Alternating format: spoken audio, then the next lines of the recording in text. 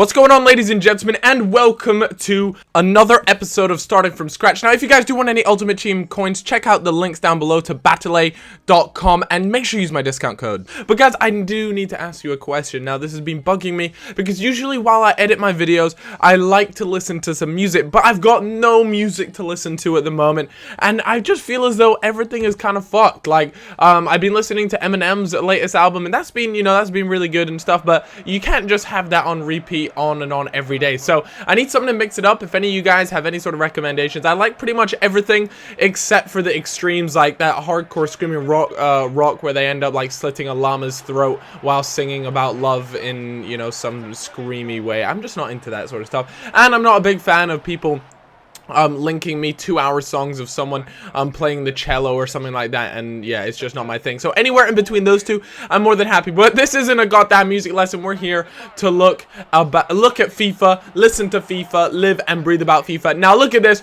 We end up getting a penalty. This guy's team, no doubt, was actually pretty shit. I'm not gonna lie. I don't think he had any sort of chemistry links. If you guys want to go ahead and check out the team. So what that pretty much meant was it was gonna be time to serve up the huge dench sausage, and Juice steps up to the plate. He's going to be taking this penalty. So, he's actually pretty decent at taking them. But for me, the player doesn't really need to have that great penalty stats. It is literally a guessing game. I've never really found someone that has unstoppable penalties. I think it's more in the way that you take them. You're either a good penalty taker or you're not. And I'm actually pretty shit when it comes to penalties. I'm not entirely sure why. In FIFA 13, I would 99% of the time get them. But this time, it's just not that way at all. Now, he ends up getting some lucky-ass break, and he ends up getting a goal back to make it 2-1, and at this time, I was just a bit like, alright, hold the fuck up. Like, if this guy actually ends up getting a point from me, I'm going to be pretty pissed. Now, this is online seasons, so you can end in a draw. It wasn't an online single match or anything, because recently I've just been wanting to do,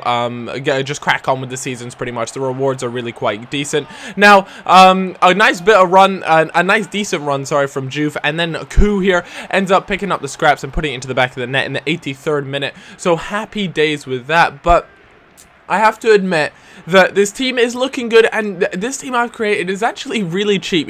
There's no one in this team that it really costs more than 1k, if I'm honest with you. Of course, we are going to be looking to up our game and try and get some of the bigger and better players, but at the moment, this team is so good considering, the amount of money I paid for those guys. Would you like some salt with those chips? That right there, it was just incredible. Juve is such a good attacker. He's got the strength, he's got the pace, he's got it all, and he is just a monster. 17 shots, 15 on target, 56% possession. You just got dunked on, son. Enough said. And that was unpleasant for him. Now, a few of you guys complained in the last episode that was no gameplay, but you guys got to remember I was opening up those 2 big packs, and I was also making some huge upgrades to my squad. So, I guess today you get 2 awesome games involved, and I come up against this guy here, and he has Kone as striker. As soon as I see Kone as striker, immediately my mind switches from, alright, I hope to have a good game with this guy, to I hope I batter the living shit out of him,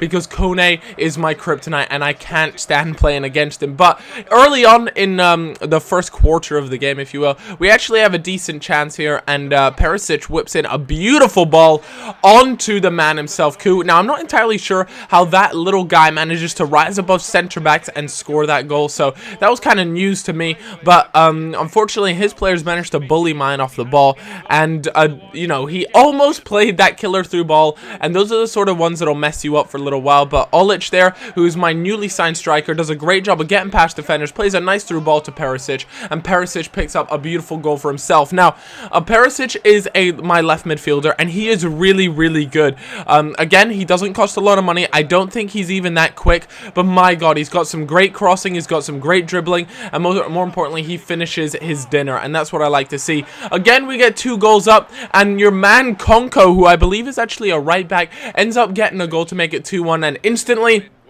As soon as I saw a little bit of threat and, you know, he could have possibly just stepped up his game or even passed the controller onto his brother, which I feel as though that happens way too much. You know, you're dunking on this one guy, you're shitting on him, and next thing you know, he just turns into a god and he's totally just given the controller to his brother. But that wasn't the case. In fact, it was me. I'd given the controller back to myself, my true self. I'd found my inner ability, and it was time to go ham on this guy. And I do kind of feel bad for him. I don't know whether he went away from keyboard here or AFK, but you know, he kind of gave away possession there, and it looks like he ends up not being AFK, but that doesn't matter because the guy's still gonna get dunked on. A Muller there, oh, fake shots him, gonna do roulette, oh, GG motherfucker, as he curves it past the keeper. And that is just how you put people in graves, mate. That's how it's done. And you know, 4-1 up, feeling pretty confident, but that wasn't the end of it. Bender has a decent strike, ends up going out for a penalty, and because I know that a lot of people, whenever I say that, people are like, Cal, it was a corner, not a penalty. But let's be honest, guys,